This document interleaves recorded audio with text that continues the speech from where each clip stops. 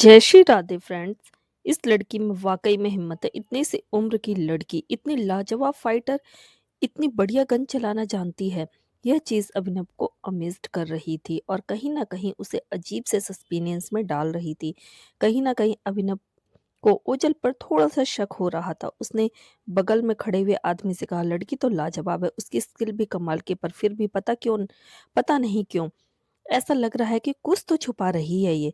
तुम लोग उस पर अच्छे से नजर रखो। बगल में खड़े आदमी ने तुरंत हाँ में अपना सर हिला दिया। उसके बाद अभिनव वहां से चला गया। ओजल बंगले में टहलते टहलते एक कमरे के पास से होकर गुजर रही थी और सीक्रेटली बंगले के हर कोने पर नजर मार रही थी। कहाँ कितने कैमरे, कहाँ कौन सा रास्ता, कहाँ कौन सा कमरा, सब कुछ थोड़ा गौर से देख रही थी। तभी अचानक उसे कमरे से अरमान बाहर निकला। ओजल और अरमान एक दूसरे के सामने आए। ओजल तुरंत थोड़ा कड़क होकर खड़ी हो गई, थोड़ा ऑकवर्ड भी हो रही थी। अरमान की आंखें लाल थी, जैसे वह इस वक्त बहुत ज्यादा रोकर निकला है। लेकिन ओजल को देखते ही उसकी आंखें कड़क हो गई। उसमें गुस्सा और नफरत दिखाई देने लगा। वह अपने दोनों हाथों को उठाकर अपने दोनों गालों को मसलता है। ओजल को देखते ही उसके दो जबरदस्त गर्मागर्म तमाचे उसे याद आ जाते हैं और अपने ही डैड से आज डांट खाना, ब्लैकमेलिंग, वह सब कुछ याद आ जाता है। यह सब उसकी जिंदगी में पहली बार हुआ और वह भी इस लड़की की वजह से। इतनी आसानी से तो वह इस लड़की को माफ करने वाला नहीं है और इसको जबरदस्त वह इसको जबरदस्त सबक सिखाएगा। उसने मन बना लिया था। ओजल जब अरमान को अपनी तरफ देखते हुए देखता पाती है तो और भी ज्यादा ऑकवर्ड हो जाती है। फिर थोड़ा सा फोर्सफुली मुस्कुराते हुए बोली, मिस्टर जूनियर ठाकुर, क्या आप कुछ खाना पसंद करेंगे? सुनते ही अचानक अरमान के दिमाग में कुछ आता है। उसके शैतानी होठों पर तिरछी सी मुस्कुराहट आ जाती है और वह कहता है, हाँ क्यों नहीं, मुझे बहुत भूख लगी है। अरमान की यह शैतानी सी मुस्कुराहट ओजल तुरंत नोट कर लेती है और वह तुरंत समझ जाती है कि इस छोटे शैतान के दिमाग में कुछ खुराफाती चल रहा है। अब यह क्या करने वाला है? अरे यार, इस छोटे डेविल को हैंडल करना कितना मुश्किल है। थोड़ी देर में ओजल बाहर गार्डन में खड़ी हुई थी। उसके सामने बड़े बड़े बर्तन रखे थे और वहां पर ईंट रखी हुई थी, लकड़ियां रखी हुई थी, उपले रखे हुए थे, मिट्टी का तेल रखा हुआ था, बहुत सारी कच्ची सब्जियां रखी हुई थी, आटा रखा हुआ था, चावल और खाने का बहुत सारा कच्चा सामान रखा हुआ था। इतना सब कुछ देखकर ओजल अपना सलाइवा गटक लेती है। अरमान चलते हुए उसके सामने आया और बोला, तुमने अभी तक शुरू नहीं किया? ओजल ने पलटकर अरमान की तरफ देखा। उसकी आंखों में बेचारापन था। अब उसे वाकई में लग रहा था कि इस लिटिल डेविल की जान बचाकर उसने बहुत बड़ी गलती कर दी। उसका ऐसा चेहरा देखकर अरमान अपनी आईब्रोज को ऊपर उठाकर हाथों को सीने पर क्रॉस करते हुए बोला, क्या हुआ, मुझे बचाने का अफसोस हो रहा है? ओजल की आंखें खुली की खुली रह गई। उसने तुरंत अपना मुंह फेर कर अपने मन में सोचा, क्या इसने मेरे दिमाग की बात सुन ली? यह दिखने में बच्चे जैसा है लेकिन इसका दिमाग तो। ओजल फ्रस्ट्रेशन में एक गहरी सांस लेती है। सचमुच बहुत ज्यादा हैरान थी। अरमान दिखने में सिर्फ 5 साल का बच्चा था लेकिन वाकई में वह एक बड़े आदमी जितना स्मार्ट था। उसका दिमाग काफी शार्प था। अरमान ने ओजल को ऑर्डर दिया था कि आज वह इस घर के हर एक गार्ड के लिए अपने हाथों से खाना बनाएगी। ओजल हैरान रह गई क्योंकि इस बंगले में सैकड़ों गार्ड्स हैं। वह सबके लिए खाना कैसे बना पाएगी और उसे किसी नौकर की हेल्प लेने की भी इजाजत नहीं थी। अरमान का तरीका था ओजल को अपनी इंसल्ट का बदला लेने का, लेकिन उसे यह करना ही होगा। उसके पास और कोई रास्ता नहीं था। अरमान ओजल से बोला, तुम्हारे पास सिर्फ 4 घंटे हैं, टाइम बर्बाद मत करो, मुझे रात तक खाना तैयार चाहिए। अगर थोड़ी भी गड़बड़ हुई तो मुझसे बुरा कोई नहीं होगा। यह बोलकर अरमान वहां से चला जाता है। उसे जाता हुआ देखकर ओजल को इतना गुस्सा आ रहा था, उसका मन कर रहा था जमीन पर पड़ी हुई ईंट उठाकर उसके ऊपर फेंक के मारे। वह बिल्कुल रोने जैसी शक्ल बना लेती है और मुंह पर हाथ रख लेती है। कहाँ फंस गई, ये मैं कहाँ फंस गई, क्या करूं अब मैं? ओजल को कुछ भी समझ में नहीं आ रहा था। उसने सैकड़ों लोगों के लिए 4 घंटे में खाना बनाना था। आज तो उसकी पूरी बैंड बजने वाली है। चल बेटा ओजल, शुरू हो जा, तुझे इस अग्नि परीक्षा को पास करना ही होगा। यह बोलकर ओजल अपना काम शुरू कर देती है। वह अपनी टी शर्ट की स्लीव्स को ऊपर करती है, अपने पैंट को भी घुटनों तक ऊपर फोल्ड कर लेती है और फिर हाथों को मसलकर अपने काम में लग जाती है। ओजल को किसी नौकर की हेल्प की इजाजत नहीं थी, इसलिए वह सारा काम अपने हाथों से कर रही थी। जहां पर जितना भी काम था, जैसे कि सब्जियों को धोना, उनको छीलना, काटना, आटा लगाना, चावल धोना, सारा काम अपने हाथों से करती है। उसके बाद ईंटों को अरेंज करके चूल्हा बनाना, उसमें उपले डालकर, लकड़ियाँ डालकर आग जलाना, बड़े-बड़े बर्तनों को धोने के बाद उनको चूल्हे पर रखना। सारा काम करते-करते कब 3 घंटे निकल जाते हैं उसे पता भी नहीं चलता। अंधेरा हो रहा था और वह थक कर चूर हो गई थी, उसकी साँसें फूल रही थी, वह आराम से ज़मीन पर बैठ जाती है। ओह गॉड! कहाँ मुझे बना-बनाया खाना आराम से सामने परोसा हुआ मिलता था और कहाँ यह सब कुछ। पता नहीं अपनी ज़िंदगी के आखिरी दिनों में मुझे और क्या-क्या करने मिलेगा। तभी वो घड़ी में टाइम देखती है तो उसके होश उड़ जाते हैं। अरे बाप रे! सिर्फ़ 1 घंटा बाकी है, तभी अचानक ओझल अपनी बाकी का काम निपटाने के लिए खड़ी होती है और वह जैसे ही खड़ी होती है अचानक एकदम से उसकी आँखों के सामने अंधेरा छा जाता है। मुझे क्या हो रहा है? मेरा सर क्यों घूम रहा है? और एकदम से वह तुरंत गिरने वाली होती है, तभी 2 मजबूत हाथ उसे अपनी बाहों में पकड़ लेते हैं। ओझल अचानक अपने होश खो बैठती है। उसकी आँखों के सामने अचानक ही अंधेरा छा जाता है। वह बेहोश होकर गिरने ही वाली थी कि तभी अचानक किसी की मज़बूत बाहें उसे हवा में थाम लेती है। उसका सर अब तक घूम रहा था और वह ठीक से बिल्कुल देख नहीं पा रही थी।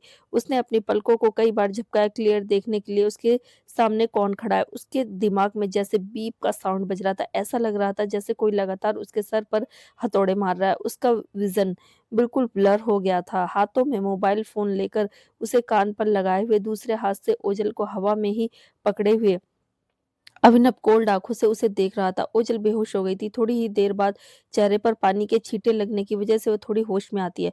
होश में आने के बाद जब वह अपनी आँखें खोलती है तो देखती है कि 2 डेविल खड़े हुए उसे घूर रहे थे। अपनी पैंट की पॉकेट में दोनों हाथों को डाले हुए अभिनव चुपचाप खड़ा उसे देख रहा था। दूसरी तरफ उससे बिल्कुल छोटा-सा डेविल अरमान अपनी आँखों को सिकोड़ कर ओझल को घूर रहा था, जो कि हॉल में सोफे पर पड़ी हुई थी। वह तुरंत खड़ी हो जाती है। जैसे ही उसकी नज़रें दोनों डेविल के ऊपर पड़ती है, वो फटाक से इधर-उधर नज़र मारती है, थोड़ा-सा हैरान कन्फ्यूज़ हो जाती है।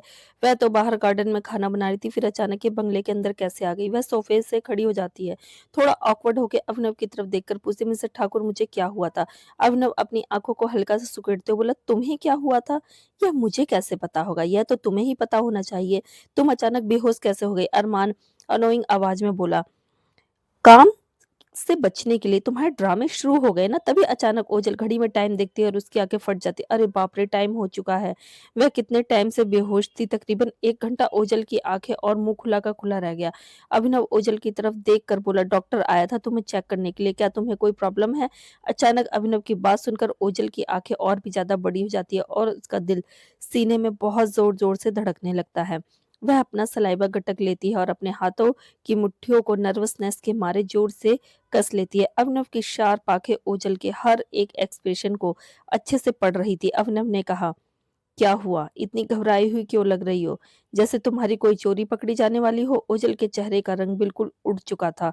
अरे बाप रे! कहीं इन्हें मेरी बीमारी के बारे में पता चल गया।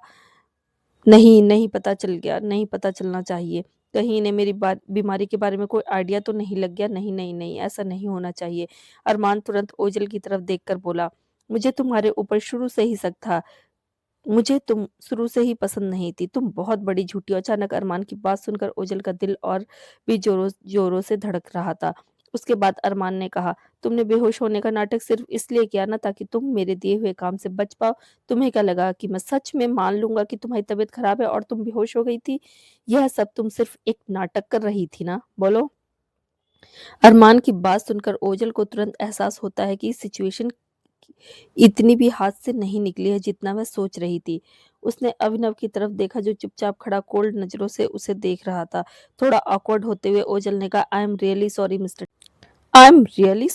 ठाकुर, मेरी वजह से आपको इतना परेशान होना पड़ा। वह एक्चुअली क्या है ना कि पार्क में जो भी कुछ हुआ उसके बाद और फिर मिस्टर जूनियर ठाकुर के बताए हुए काम को करने के बाद मेरी बॉडी अपनी लिमिट्स तक पहुंच गई थी।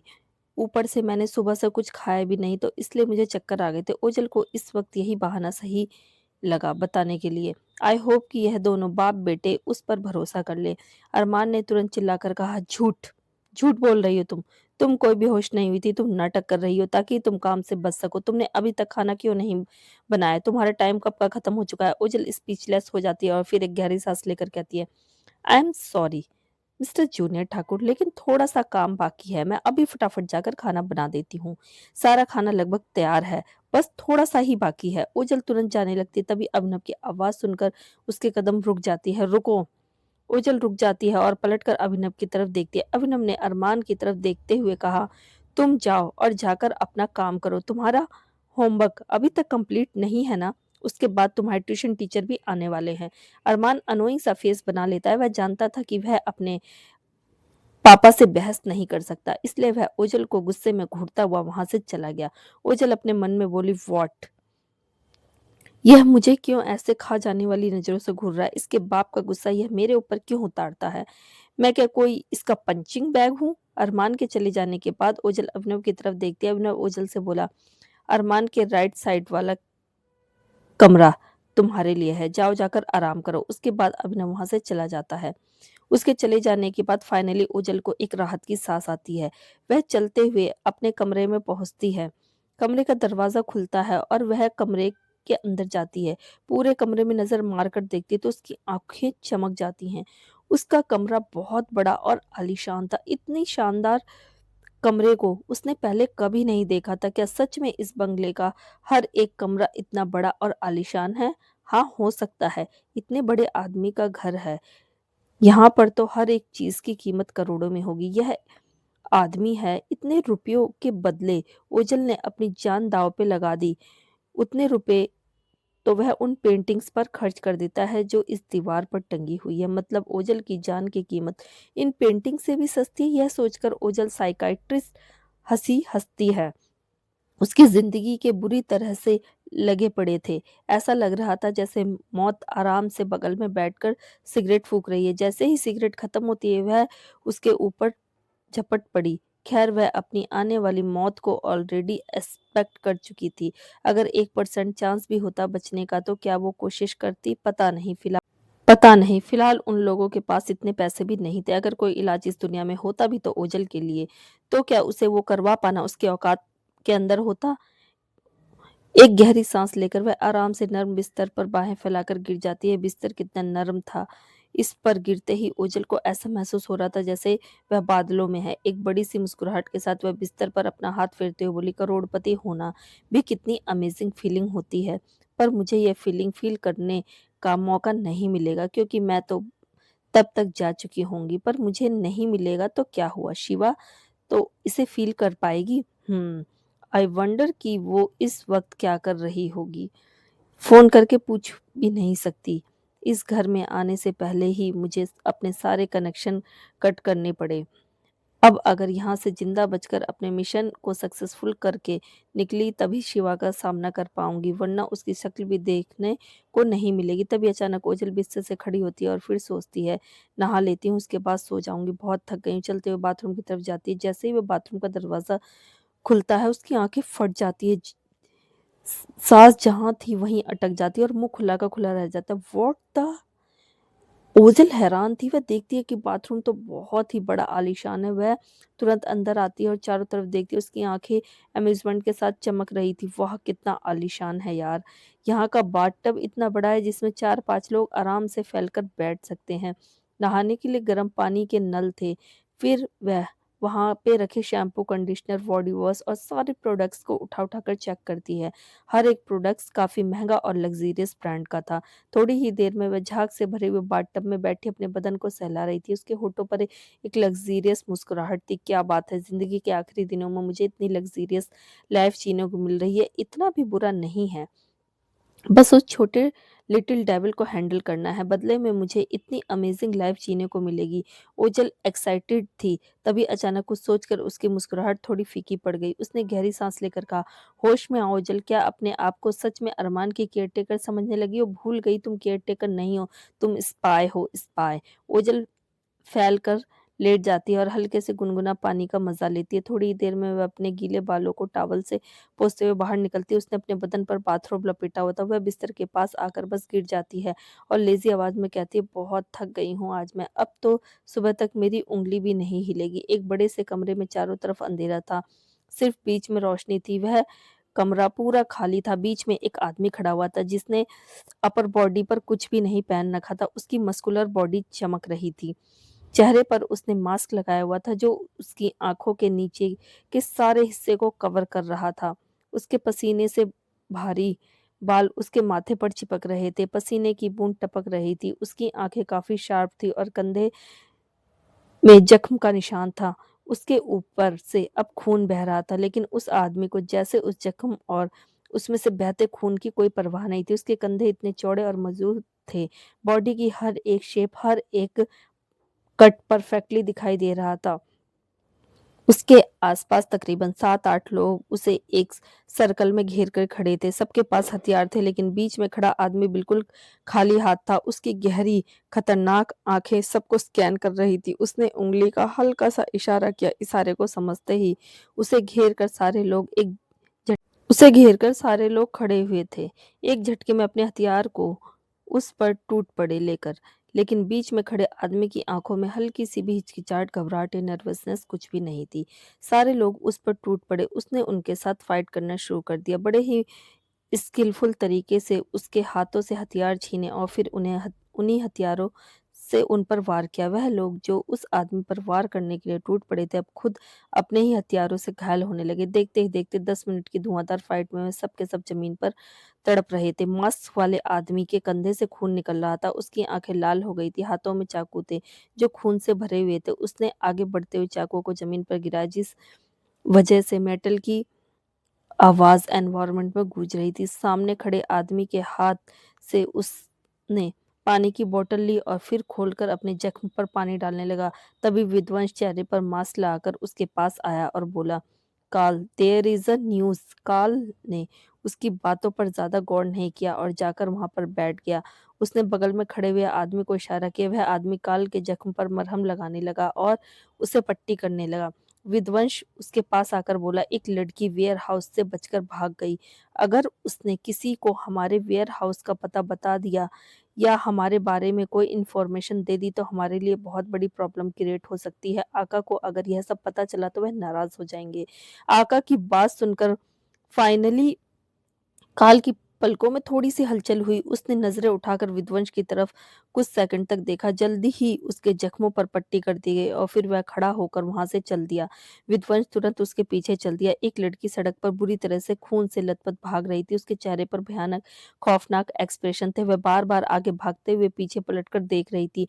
उसके कपड़े फटे हुए थे, पैरों में चप्पल नहीं थी, शरीर खून से लथपथ था और आंखों का डर साफ-साफ बता रहा था कि वह कितनी डरी हुई है।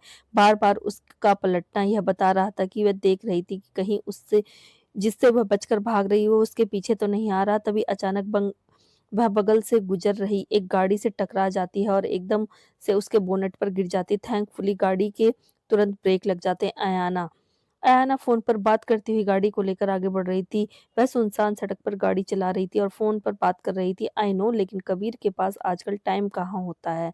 सारे उसके वादे शादी से पहले के थे, शादी के बाद तो बस अपना-अपना काम। मुझे तो जैसे वह भूल ही गया है। मुझे उसकी मीठी-मीठी बातों में आना ही नहीं चाहिए था, but can't help, I love him no. तभी अचानक वह देखती है कि उसकी गाड़ी के सामने कोई लड़की भागते हुए आ रही है। अयाना की आंखें बढ़ी जाती है। वह तुरंत गाड़ी की ब्रेक लगाती है, लेकिन वह लड़की एकदम से गाड़ी के बोनेट पर गिर जाती है। अयाना तुरंत फ़ोन काटती है। "नम्रता, मैं तुमसे बाद में बात करती हूँ," यह बोलकर वो फ़ोन कट कर देती है। फटाफट गाड़ी से बाहर निकलती है और उस लड़की की तरफ भागती है। "हे, आर यू ऑलराइट? तुम्हें लगी तो नहीं?" अहाना उसे पकड़ते हुए बोला। वह उसे देखने लगी, कहीं उसे चोट तो नहीं लगी, लेकिन उसकी आंखें फट जाती हैं यह देखकर कि इस लड़की को तो बहुत ज़्यादा चोट लगी है। हालांकि गाड़ी के टकराने की वजह से नहीं लगी, लेकिन पहले से ही इस लड़की की हालत काफ़ी ज़्यादा खराब लग रही। खून से लथपथ थी, शरीर पर कई जख्मों के निशान थे, कपड़े फटे हुए थे, चेहरे पर ऐसा डर था जैसे मानो कोई भूत देख लिया। अयाना तुरंत उसे पढ़ते हुए बोली, "ओह माय गॉड, तुम्हें तो बहुत ज़्यादा चोट लगी है। क्या हुआ है तुम्हें? किसने किसने किया है ये सब? क्या यह सब तुम्हारे साथ?" उस लड़की ने काँपते हुए अयाना के हाथों को पकड़ा और कहा, "मेरी मदद कीजिए, प्लीज़ मेरी मदद कीजिए, वह लोग मुझे मार डालेंगे।" वह काँपती हुई आवाज़ में बोल रही थी। उसकी आवाज़ में मौत का खौफ साफ नज़र आ रहा था। अयाना कुछ भी समझ नहीं पाई। वह लड़की बार-बार पीछे की तरफ देख रही थी। अयाना ने पीछे की तरफ देखा, लेकिन दूर-दूर तक कोई नहीं था। उसने उस लड़की की तरफ देखा जी, इतनी डरी हुई थी बहुत ज़्यादा, किसी भी वक़्त मानो बेहोश हो जाएगी। ऐना तुरंत उसे रिलैक्स करते हुए बोली, "रिलैक्स, शांत हो जाओ, कोई नहीं है यहाँ पर, शांत हो जाओ।" वह तुरंत गाड़ी से पानी की बॉटल लेकर आती है और बॉटल खोलकर उस लड़की को देती है। लड़की ने काँपते हुए हाथों से पानी पीना शुरू किया। ऐना को उस लड़की की ऐसी हालत देखकर बहुत बुरा लग रहा था। वह लड़की पानी पी कम रही थी और कपड़ों में ज़्यादा गिरा रही थी। उसके हाथ बुरी तरह से काँप रहे थे, उसका पूरा शरीर काँप रहा था। पानी पीने के बाद उस लड़की ने थोड़ी गहरी साँस ली। अयाना ने उसके कंधों को मसलते हुए कहा, "रिलैक्स, रिलैक्स, कुछ नहीं होगा। क्या हुआ तुम्हें? तुम्हारी ये हालत किसने की और तुम किसके बारे में बात कर रही हो?" उस लड़की की आँखों में आँसू आ जाते हुए अयाना को पकड़ते हुए बोली, "देखिए, मेरी मदद कीजिए। वह लोग मेरे पीछे आ रहे हैं। वह लोग बहुत खतरनाक हैं। मैं बहुत मुश्किल से उन लोगों से बचकर निकली हूँ। वह लोग मेरी जान के पीछे पड़े, मुझे मार डालेंगे। प्लीज़, प्लीज़ मुझे पुलिस स्टेशन पहुँचा दीजिए।" अयाना ने उसे शांत करते हुए कहा, "शांत हो जाओ। हाँ, मैं करूँगी तुम्हारी मदद, चिंता मत करो। मैं तुम्हें लेकर चलूँगी पुलिस स्टेशन पर। पहले मुझे यह बताओ कि तुम्हारे साथ यह सब किसने किया है? क्या किसी ने तुम्हारे साथ गलत करने की कोशिश की या तुम्हें किडनैप किया? तुम्हें इतनी बुरी तरह से क्यों मारा-पीटा गया? किसने यह किया है तुम्हारे साथ? बताओ मुझे।" वह लड़की सुबक-सुबक कर रो रही थी और बोल रही थी, "वह लोग बहुत खतरनाक हैं। मैं बहुत मुश्किल से उन लोगों से बचकर निकली हूँ। वह दरिंदे हैं, मेरी जैसी बहुत सारी लड़कियाँ हैं, वह सबको मार डालेंगे, वह किसी को नहीं छोड़ेंगे।" ऐना की आँखें बड़ी हो जाती हैं, उसके दिल की धड़कनें तेज़ हो जाती हैं। उसने उस लड़की से काफ़ी सीरियस आवाज़ में पूछा, "कौन? किसकी बात कर रही हो तुम? क्या तुम उनके बारे में कुछ जानती हो?" वह लड़की अपना मुँह खोलने ही वाली होती है, तभी एक ज़ोरदार गोली की आवाज़ चलती है और वह लड़की एकदम से पत्थर की तरह जम जाती है। एनवायरनमेंट में ज़ोरदार गोली की आवाज़ के बाद एकदम से सन्नाटा पसर जाता है। ऐना की आँखें भी फटी की फटी रह जाती हैं। उसने देखा कि वह लड़की एकदम कड़क होकर खड़ी हो गई है, गोली उसकी पीठ से आकर लगी थी। वह अगले ही पल ऐना की बाहों में गिर गई। ऐना ने तुरंत उसे अपनी बाहों में पकड़ लिया। ऐना ने चारों तरफ नज़र मारकर देखा, तभी दूर खड़े अंधेरे में उसे एक गाड़ी दिखाई दी। उस गाड़ी के शीशे से एक हाथ निकला हुआ था जिसमें गन थी। ऐना अपनी आँखों को सिकुड़ लेती है। वह तुरंत अपनी गन निकालती है, जिसे वह हमेशा अपने पास सेफ्टी के तौर पर रखती है। लेकिन अगले ही पल एक और गोली चलती है, जिस वजह से वह गन उसके हाथ से गिरकर दूर हो जाती है। ऐना की आँखें फट जाती हैं। वह लड़की उसकी बाहों में बेहोश पड़ी हुई थी। दोनों गाड़ी का सहारा लेकर खड़े हुए थे। ऐना कुछ भी रिएक्ट कर पाती इससे पहले ही एक और जोरदार गोली चलती है और ऐना की आँखें बुरी तरह से फट जाती हैं। एक और जोरदार गोली चलती है, लेकिन इससे पहले कि वह गोली ऐना को लग पाती, एकदम से कोई उन पर ऊपर उछल पड़ता है और इन्हें जोरदार धक्का देता है। उसी लड़की के साथ अयाना सड़क के किनारे लुढ़क जाती है और दोनों के साथ कोई और भी था। अयाना ने जब सर उठाकर देखा, एक और लड़की बिल्कुल उनके ऊपर थी। उसने तुरंत भागकर ज़मीन पर पड़ी हुई गन उठाई और उस गाड़ी की डायरेक्शन में फायर करना शुरू कर दिया। वह लड़की कोई और नहीं, शिवा थी। अयाना बिना वक़्त गँवाए तुरंत अपनी घड़ी के एक सीक्रेट बटन को प्रेस करती है और फिर उस जख्मी लड़की को लेकर तुरंत गाड़ी के पीछे छुप जाती है। शिवा भी गाड़ी के पीछे छुपते हुए उन लोगों से बोली, बाहर नहीं निकलने का। उसके बाद वह गन के साथ लगातार गाड़ी पर फायर कर रही थी। गाड़ी लगातार उनके करीब आ रही थी। वह गाड़ी बुलेट प्रूफ थी क्योंकि उस पर गोलियों का कोई भी असर नहीं हो रहा था, लेकिन जो कोई भी था गाड़ी में, उसके हाथ में गन थी। वह गोली बहुत तेजी से चला रहा था, लेकिन उसकी गोली सटीक निशाने पर लग रही थी। शिवा गन तैयार कर लेती है अगले फायर के लिए, लेकिन उससे पहले ही कुछ गाड़ियों के उनकी डायरेक्शन में आने की आवाज़ सुनकर सामने से आ रही वह गाड़ी तुरंत रुक जाती है और फिर उसके बाद पलटकर वहाँ से चली जाती है। उस गाड़ी के चले जाने के बाद कुछ गाड़ियाँ वहाँ पर चारों तरफ आकर रुकती है। पहली गाड़ी का दरवाज़ा खुलता है, गौतम भागते हुए बाहर निकलता है और ऐना के पास जाकर बोलता है, "आर यू ऑलराइट?" ऐना ने तुरंत अपनी बाहों में बेहोश लड़की की तरफ देखते हुए कहा, "गौतम, हमें इसे हॉस्पिटल ले जाने की ज़रूरत है। इस लड़की को गोली लगी है।" तभी उसे एक और आह की आवाज़ सुनाई देती है। उन दोनों का ध्यान शिवा की तरफ जाता है, जो अपने हाथ को देख रही थी। उसकी बाजू पर गोली लगी हुई थी। अयाना को बचाते वक़्त वह गोली उसकी बाजू को छूकर निकल गई थी। थैंक गॉड, छूकर ही निकली थी, लेकिन उसकी बाजू से निकल रहे खून ने उसकी शर्ट को भिगो दिया था। गार्ड्स निकल कर आए और अयाना की बाहों में पड़ी बेहोश लड़की को तुरंत गाड़ी में डालकर गौतम के इंस्ट्रक्शन के अनुसार उसे अस्पताल की तरफ ले गए। ऐना तुरंत शिवा के पास गई और बोली, "ओह माय गॉड! तुम्हें तो गोली लगी है।" ऐना के चेहरे पर घबराहट दिखाई देने लगी। शिवा ने हाथ को हवा में मारते हुए कहा, "अरे कुछ नहीं है, मैं ठीक हूँ।" गौतम ने शिवा के हाथ को देखा और कहा, "चलो मैं तुम्हें हॉस्पिटल लेकर चलता हूँ।" उसके बाद ऐना की तरफ देखकर भी इशारा किया। ऐना ने तुरंत अपना सर हिलाया और शिवा से कहा, "चलो हॉस्पिटल पास में ही है, तुम्हें इलाज की ज़रूरत है।" शिवा मना करते हुए बोली, "अरे कुछ नहीं हुआ। बोला ना मैं ठीक हूँ, मुझे गोली नहीं लगी है, गोली बस छू के निकली है।"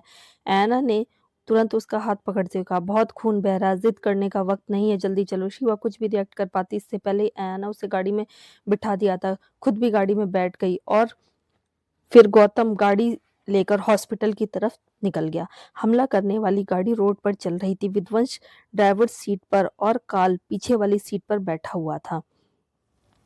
गन उसके बगल में रखी हुई थी और वह अपने आईपैड में हमेशा की तरह कैंडी क्रश गेम खेल रहा था। विध्वंस ने एक गहरी सांस ली और कहा, अगर वह लड़की बच गई तो हमारे लिए प्रॉब्लम खड़ी हो सकती है, क्योंकि इस वक्त वह जिसके साथ है वह कोई मामूली औरत नहीं है।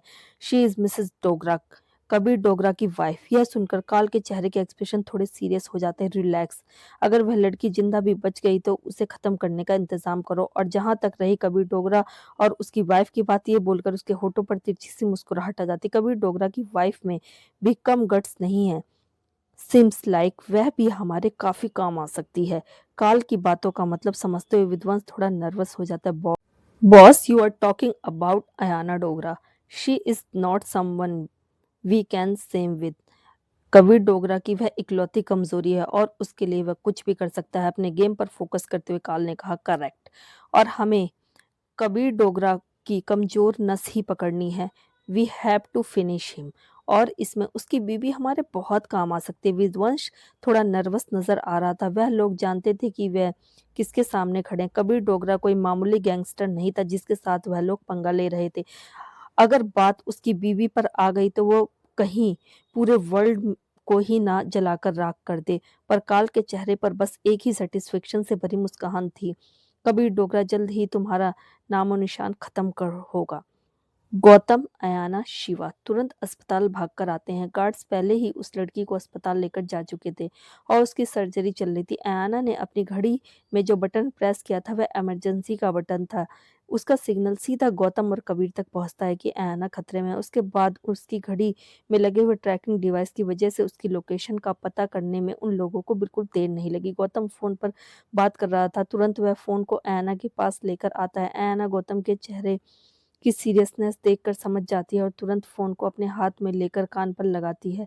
तभी सामने से आ रही गहरी आवाज उसकी हार्ट बीट स्किप करने लगती है। You okay? अयाना ने जवाब दिया, या आई एम फाइन। कबीर काफी ज्यादा टेंशन में लग रहा था।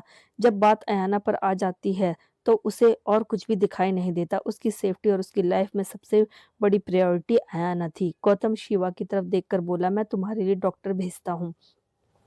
उसके बाद गौतम वहां से चला गया और थोड़ी ही देर में डॉक्टर शिवा के पास आया। शिवा वहां पर बैठ गई और डॉक्टर उसके जख्म को ट्रीट करने लगा।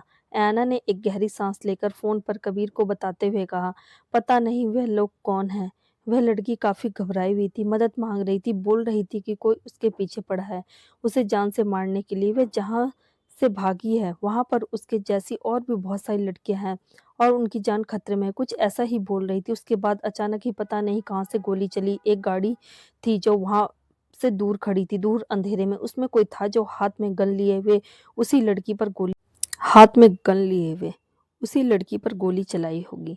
मुझ पर भी चलाने वाला था। यह बोलकर अयाना ने शिवा की तरफ देखकर कहा, एक लड़की ने मेरी जान बचा ली। दूसरी तरफ कबीर के हाथों की मुट्ठियां जोर से कस गई।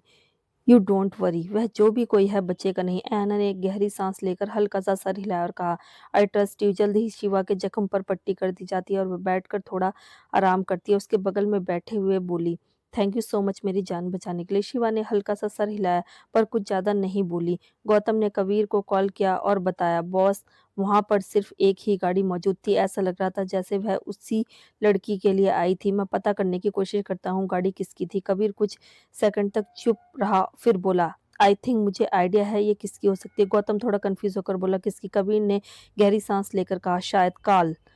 उसे उस लड़की ने बताया कि वह भाग रही थी, जहां से भागी है वहां पे बहुत सारी लड़कियों को रखा गया है। वह लड़की अब कैसी है, उसकी हालत कैसी है, वह हमें कुछ इन्फॉर्मेशन दे सकती है। गौतम ने जवाब दिया, आई डोंट नो, सर्जरी चल रही है, उस लड़की को गोली लगी है। आई होप कि वह जिंदा बच जाए। कबीर हल्का सा सर हिला देता है। ऐना और शिवा चुपचाप अपनी जगह पर बैठे थे। ऐना सर्जरी के खत्म होने का इंतजार कर रही थी। कुछ देर सर्जरी चलती है और उसके बाद फाइनली वह खत्म होती है। डॉक्टर मास्क पहने हुए ऑपरेशन थिएटर से बाहर निकलते तो ऐना उनके पास जाकर बोली, डॉक्टर्स वह लड़की कैसी है? डॉक्टर ने ऐना की तरफ देखकर कहा, गोली तो निकाल दी है, उनकी जान पर फिलहाल कोई खतरा नहीं है, लेकिन लेकिन इतना बोलकर डॉक्टर चुप हो गए। गौतम तुरंत वहां पर आया और कन्फ्यूजन से बोला, लेकिन क्या? लेकिन क्या डॉक्टर?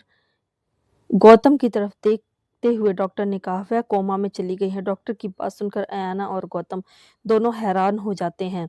अयाना तुरंत बोली, क्या कोमा में? डॉक्टर ने कहा, बहुत सारा ब्लड लॉस हो चुका है और उसे बहुत इंटरनल एक्सटर्नल इंजरीज भी थी, ऊपर से गोली लगी। उसकी जान बचा पाना काफी मुश्किल था। हमने जैसे तैसे करके उसकी जान बचा ली, लेकिन अब वह कोमा में चली गई है। गौतम ने सीरियस आवाज में कहा, वह कब वह कब तक होश में आएंगे? कुछ आइडिया है आपको? डॉक्टर ने जवाब दिया, पता नहीं, 2 घंटे में भी आ सकती है, 2 हफ्ते भी, 2 महीने या 2 साल, कभी भी। ऐसा कुछ नहीं है कि हम अभी आपको एग्जैक्ट बता सकें। यह डिपेंड करता है पेशेंट के विल पावर पर। देखते हैं वह कब तक होश में आती है। यह बोलकर डॉक्टर वहां से चला गया। एयाना गौतम की तरफ देखती है, जिसके चेहरे पर काफी सीरियस एक्सप्रेशन थे। एयाना ने कहा, क्या हुआ गौतम? गौतम ने जवाब दिया, वह लड़की हमें कुछ इन्फॉर्मेशन दे सकती थी, हमारे खास राइवल्स के बारे में। हमें शक है कि ये लड़की शायद उसी के चुंगल से निकली है। तभी अचानक वहां पर एक जोरदार चिल्लाने की आवाज सुनाई देती है, मॉम। आयाना पलटकर देखती है तो गौतम भी तो पाते हैं कि सिद्धार्थ चेहरे पर बहुत हॉरिफाइड एक्सप्रेशन लिए हुए अस्पताल में आ चुका था। आयाना को देखते ही वह तुरंत उसकी तरफ भागता है। शिवा चुपचाप अपनी जगह पर बैठी हुई थी, लेकिन जब उसने यह तेज आवाज सुनी और सिद्धार्थ की डायरेक्शन में देखा तो उसे देखकर वह एक पल के लिए हैरान रह गई। सिद्धार्थ हर किसी को इग्नोर करता हुआ भागकर अयाना के पास आया और एकदम से उसके कंधों को पकड़कर उसे ऊपर से नीचे तक देखता हुआ बोला, mom, are you all right? मैंने सुना आपके ऊपर हमला हुआ, आपको लगी तो नहीं? क्या आप ठीक हैं? अयाना ने जवाब दिया, मैं बिल्कुल ठीक हूँ, सिट रिलैक्स, कुछ नहीं हुआ है मुझे। अयाना की बात सुनकर फाइनली सिद्धार्थ की राहत की सांस आती है। वह जोर से गले लगा लेता है। गौतम और अयाना यह देखकर हल्का सा मुस्कुरा देते हैं। सिद्धार्थ अयाना को बहुत प्यार करता था और अयाना भी अपने दोनों बेटों में से बहुत ज्यादा प्यार करती थी, दोनों बेटों को ही। अयाना ने प्यार से सिद्धार्थ की पीठ को सहलाते हुए कहा, मैं ठीक हूँ सिड। सिद्धार्थ ने कस के उसे बाहों में पकड़ते हुए कहा, यू हैव नो आइडिया मैं कितना ज्यादा डर गया था। अगर आपको कुछ हो जाता तो। दूर बेंच पर बैठी हुई शिवा यह सब कुछ अपनी आंखों से देख रही थी। खैर, अब बहुत हो गया। वह काफी देर से अस्पताल में बैठी हुई थी, उसकी ड्रेसिंग भी हो चुकी थी, अब उसे घर के लिए निकलना चाहिए। ये सोचकर शिवा चुपचाप कुर्सी से खड़ी हुई और घर के लिए निकलने लगी। सिद्धार्थ ने अयाना से कहा, लेकिन यह सब कुछ हुआ कैसे? ऐसे कैसे अचानक किसी ने आपके ऊपर हमला कर दिया? कौन थे वो लोग?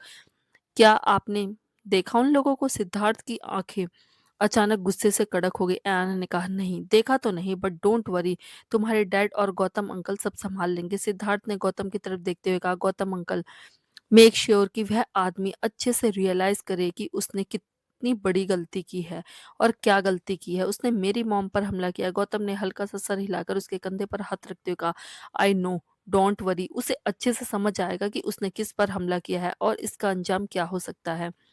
एयाना ने कहा, वह तो बहुत अच्छा हुआ कि वह लड़की वक्त रहते बीच में आ गई, वरना अगली गोली पक्का मुझे ही लगने वाली थी, लेकिन मेरी वजह से उस बेचारी को लग गई। थैंक गॉड, सिर्फ छूकर निकल गई। सिद्धार्थ कंफ्यूज होकर बोला, कौन लड़की मॉम? एना ने तुरंत उस बेंच की डायरेक्शन में इशारा किया जहां पर शिवा बैठी हुई थी। अरे वह वहां, तभी उसने देखा कि वह लड़की अब वहां पर नहीं है। एना कंफ्यूज हो गई। सिद्धार्थ और गौतम भी उस डायरेक्शन में देखा। गौतम भी थोड़ा कंफ्यूज हो गया। अभी अभी तो यहीं बैठी थी, पता नहीं अचानक कहाँ चली गई। तभी ऐना की नजर शिवा पर पड़ी, जो वहां से जा रही थी। सिर्फ उसकी पीठ दिखाई दे रही थी। उसने शिवा की तरफ उंगली करके कहा, वो लड़की। सिद्धार्थ ने तुरंत शिवा को देखा, लेकिन पीछे से उसके चेहरे को नहीं उ- देख पाया। उसकी आंखें हल्की सी सिकुड़ गई। पता नहीं क्यों यह लड़की उसे थोड़ी जानी पहचानी सी लगी। इसका वॉकिंग स्टाइल थोड़ा डिफरेंट था। पर तभी शिवा वहां से निकल गई। ऐना ने एक गहरी सांस लेकर कहा, चली गई? तुम 2 मिनट पहले आते तो मैं उससे मिलवाती तुम्हें। बहुत अच्छी लड़की है, काफी स्ट्रांग है। तुम्हें पता है वह कितना अच्छा निशाना लगा रही थी अंधेरे में? सिद्धार्थ हल्का सा सर हिलाकर बोला, मैं शुक्रगुजार हूँ उस लड़की का जो उसने आपकी जान बचाई। कभी मिलेगी तो मैं उसे बहुत अच्छे से थैंक यू बोलूँगा। अयाना यह सुनकर मुस्कुरा देती है। पर्ल आराम से गार्डन में बैठी हुई थी। उसके हाथ में बिस्किट थे। उसके सामने जिमी और टाइगर बैठे हुए थे। वह बिस्किट हवा में उछाल रही थी और वह दोनों बिस्किट लेने के लिए हवा में उछल रहे थे। वो बहुत क्यूट लग रहे थे और उन्हें देखकर पर्ल के होठों पर बड़ी सी मुस्कुराहट आ गई थी। उसे तकरीबन महीने भर से ऊपर हो गया था यहाँ पर रहते हुए। इस दौरान यह दोनों शैतान उसके अच्छे दोस्त बन गए थे। पर्ल इन दोनों को हर रोज दिन में 3-4 बार खाना खिलाती, उनके साथ खेलती। अब यह लोग पर्ल के साथ बहुत अच्छा बिहेव करने लगे थे। अब पर्ल को इन दोनों से बिल्कुल भी डर नहीं लगता था। दर्श पिछले कुछ दिनों से काफी कम घर में आता था। खासकर वह रात को आता था सिर्फ उसे बाहों में भरकर सोने के लिए। हाँ, उसने अब तक ऐसा कुछ भी नहीं किया था जो पर्ल नहीं करना चाहती थी, जैसे कि उसके साथ जबरदस्ती या फिर कुछ। बस चुपचाप उसे बाहों में लेकर लेटा रहता था और सो जाता था। ना ज्यादा बात करता था ना कुछ। बस ऐसा लगता था जैसे उसकी खुशबू को सूंघते हुए सो जाता था। पर्ल के लिए ये काफी अजीब था, लेकिन वह कुछ भी बोलने की हिम्मत नहीं कर पाती थी। वह दर्श को गुस्सा दिलाना बिल्कुल भी अफोर्ड नहीं कर सकती थी। तभी वह देखती है कि घर में कुछ लोग आते हैं। पर्ल चुपचाप बैठी उन लोगों की तरफ देखती है। वह लोग अंदर चले जाते हैं। पर्ल कंफ्यूज लग रही थी। थोड़ी ही देर बाद जिमी और टाइगर को खाना खिलाने के बाद पर्ल घर के अंदर जाती है। उसके बाद वह ऊपर कमरे की तरफ देखती है। हॉल में नीचे कोई भी नहीं था। उसका मतलब यह सब लोग ऊपर दर्श के कमरे में थे। वह अपने होठों को दांतों के नीचे दबा लेती है, कुछ सोचने लगती है। फिर किचन में जाकर पानी के गिलास ट्रे में रख लेती है। मेहमानों को ऑफ कोर्स पानी तो ऑफर किया जाना चाहिए, ये सोचते हुए दर्श के कमरे की तरफ बढ़ती है। वह जैसे ही कमरे के पास पहुंचती है, देखती है कि कमरे का दरवाजा थोड़ा सा खुला हुआ है। अभी उसे अंदर से दर्श की आवाज सुनाई देती है, जो काफी गुस्से में थी। मुझे किसी भी हाल में उसकी इन्फॉर्मेशन चाहिए। तभी एक आदमी ने दर्द से कहा, एक और बात है, उन तीनों में से जो वह आदमी था उसकी मौत हो गई हमारे टॉर्चर की वजह से। उसे हार्ट अटैक आ गया। हमने उसकी लाश को दफना दिया। वह औरत और उसका लड़का बचे हैं। उन दोनों का क्या करना है? अचानक यह सुनकर पर्ल की आंखें बड़ी हो जाती हैं और उसके हाथों से पानी की ट्रे छूट जाती है और नीचे गिरकर सारे ग्लास टूट जाते हैं। एक तेज आवाज होती है जिस वजह से सबका ध्यान दरवाजे की तरफ चला जाता है, खास करके दर्श का। पर्ल के चेहरे का रंग बिल्कुल सफेद पड़ गया था। वह बिना रुके तुरंत वहां से भाग गई, अपने कमरे में जाकर दरवाजा बंद किया और बिस्तर के पीछे जाकर छुप गई। ये लोग मरने मराने की बातें कर रहे हैं। किसी औरत किसी लड़के के हाथ पैर तोड़ने की बात कर रहे हैं। कैसे लोग हैं ये? कितने खतरनाक हैं? पर्ल का पूरा शरीर बुरी तरीके से कांपने लगता है। काफी देर तक वह कोने में दुबक कर बैठी रहती है। डर के मारे उसके रोंगटे खड़े हो गए थे, गला सूख रहा था। इतने वक्त बाद आज फाइनली उसे बहुत ज्यादा डर लग रहा था। इतना तो तब भी नहीं लगा था जब वह पहली बार इस घर में आई थी। तभी उसे दरवाजे पर खटखटाहट की आवाज सुनाई देती है। पर्ल की आंखें बड़ी हो जाती हैं और वह और भी ज्यादा बिस्तर के कोने में छुप जाती है, दुबक जाती है। पर्ल, दरवाजा खोलो। दर्श की आवाज सुनकर उसके रोंगटे खड़े हो गए थे, लेकिन उसमें हिम्मत नहीं थी कि वह जाकर दरवाजा खोल दे। पर वह दरवाजा नहीं खोलेगी तो क्या दरवाजा खुलेगा नहीं? थोड़ी ही देर में चटक की आवाज के साथ दरवाजा अनलॉक होता है और फिर उसे खोलकर दर्श कमरे में एंटर करता है। वह चारों तरफ नजर मारता है और फिर धीरे धीरे चलकर बिस्तर के पास जाता है। पर्ल, जो अपने पैरों में सर को छुपाए बैठी हुई थी, जैसे कि इस तरह से उसकी मुसीबत टल जाएगी, वह फटाक से बिस्तर से नीचे घुस जाती है। वह डर के मारे कांप रही थी। वह दर्श के जूते को देख पा रही थी जो बिस्तर के करीब आकर खड़े हो गए थे। पर्ल के चेहरे का रंग उड़ा हुआ था और दिल बहुत जोर जोर से धड़क रहा था। दर्श की आवाज उसके कानों में पड़ती है, मुझसे छुपने की कोशिश कर रही हो? पर्ल, बाहर निकलो। पर्ल और भी ज्यादा घबरा जाती है। वह बाहर निकलने की हिम्मत नहीं कर पाती, लेकिन उसकी यह घबराहट अब दर्श के पेशेंस को टेस्ट कर रही थी। एक गहरी सांस ली और वह नीचे झुक गया। उसने सर नीचे किया और फाइनली बिस्तर के नीचे छुपी हुई पर्ल पर उसकी नजर पड़ी। उसने अपना हाथ आगे बढ़ाया पर्ल को छूने के लिए। घबरा के वह और भी ज्यादा पीछे हो गई। दर्श के एक्सप्रेशन डार्क हो गए। उसने पर्ल को देखते हुए कहा, क्या तुम चाहती हो कि मैं तुम्हें हमेशा के लिए इस बेड में बंद कर दूं? पर्ल की आंखें और बड़ी हो गई, सीने में दिल जोर जोर से धड़कने लगा और उसने तुरंत नाम में अपना सर हिलाया। दर्श ने कहा, तो फिर अच्छे बच्चे की तरह चुपचाप बाहर निकल जाओ। उसके बाद दर्श खड़ा हो जाता है। हिम्मत करके पर्ल फाइनली बिस्तर से बाहर निकलती है और दर्श से थोड़ी दूरी बनाकर खड़ी हो जाती है। उसके चेहरे पर डर साफ नजर आ रहा था। दर्श ने पर्ल से कहा, तुम मेरे कमरे के बाहर क्या कर रही थी? तुम्हें मालूम है ना, मेरे कमरे में जाना अलाउड नहीं है। तुम हम सबकी बातें सुन रही थी। उसके बाद दर्श अपने कदमों को धीरे धीरे पर्ल के करीब लाने लगता है। पर्ल घबराकर एकदम से पीछे हो जाती है और दीवार से टकरा जाती है। मुश्किल से अपनी नजरें उठाकर वह दर्श की आंखों में देखती है, जो काफी ठंडी लग रही थी। पर्ल के बदन में थरथराहट फैल रही थी। दर्श उसके करीब आता है। पर्ल घबराकर अपनी नजरों को नीचे कर लेती है। दर्श कुछ सेकंड तक खड़ा उसे देखता है, फिर कहता है, क्या हुआ? इतना डरी हुई क्यों लग रही हो? क्या जो कुछ भी तुमने वहां पर सुना वह सुनकर तुम्हें डर लग रहा है? लेकिन वह नजरें उठाकर उसे देखने की हिम्मत नहीं कर पाती। दर्श जब यह महसूस करता है तो फाइनली वह उसके चिन के नीचे अपनी उंगली को रखकर चेहरे को ऊपर करता है ताकि उसकी आंखों में देख सके। दोनों की नजरें मिलती हैं तो पर्ल की आंखों में डर साफ साफ दिखाई देता है। वो सचमुच में काफी डरी हुई लग रही थी। पर्ल की आंखों में डर देखकर दस के एक्सप्रेशन थोड़े नरम हो गए। उसने पर्ल को देखते हुए कहा, क्या तुम्हें डर लग रहा है? पर्ल हाँ में अपना सर हिला देती है। दर्श बोला, क्या तुम्हें मुझसे डर लग रहा है? वो फिर से हाँ वो फिर से हाँ में अपना सर हिला देती है। यह देखकर दर्श के होठ हल्के से ऊपर उठ जाते हैं और उसकी आंखों में एक सेटिस्फेक्शन से भरी चमक आ जाती है। इस वक्त पर उसके सामने पर्ल बिल्कुल वैसे ही लग रही थी जैसे कोई बिल्ली का छोटा सा बच्चा डरा हुआ कोने में दुबक जाता है। बिल्कुल डरी हुई बिल्ली का बच्चा लग रही थी, जितनी प्यारी और इनोसेंट उतनी ही छुई मुई, जैसे हाथ लगाते ही यहीं बेहोश होकर गिर जाएगी। दर्श ने प्यार से उसके बालों को कानों के पीछे करते हुए कहा, क्यों? तुम्हें मुझसे क्यों डर लग रहा है? क्या मैंने तुम्हें हर्ट किया? पर्ल ने ना में सर हिला दिया। दर्श ने उसे हर्ट नहीं किया, मगर फिर भी उसे डर लग रहा है। यह आदमी किसी के हाथ पैर तोड़ने की बात कर रहा है, किसी को मारकर लाश दफनाने की बातें चल रही हैं, किसी को टॉर्चर किया जा रहा था। आखिर वह कैसे न डरे इस आदमी से?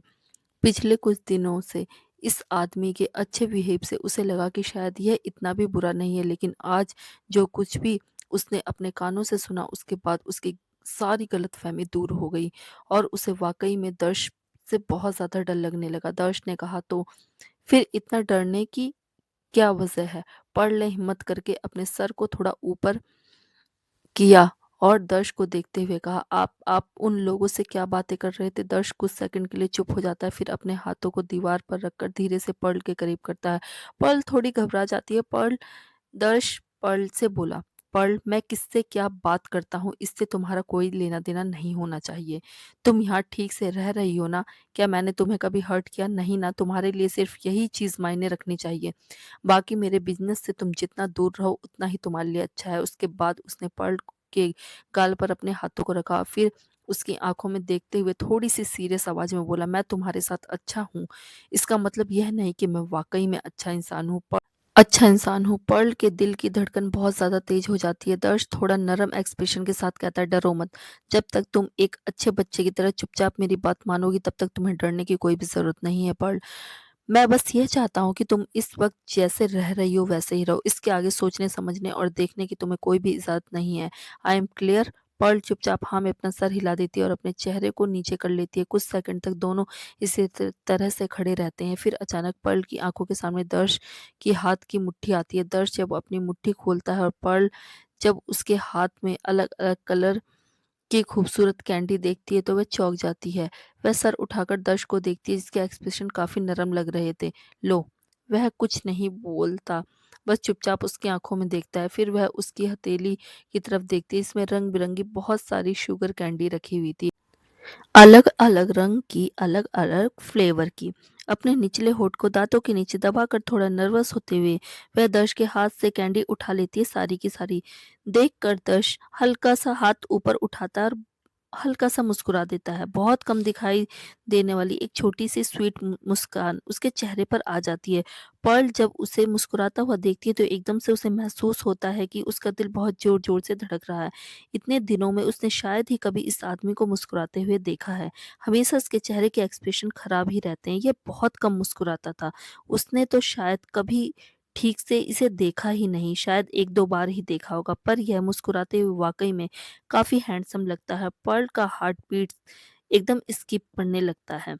To be continue. हर हर महादेव दोस्तों।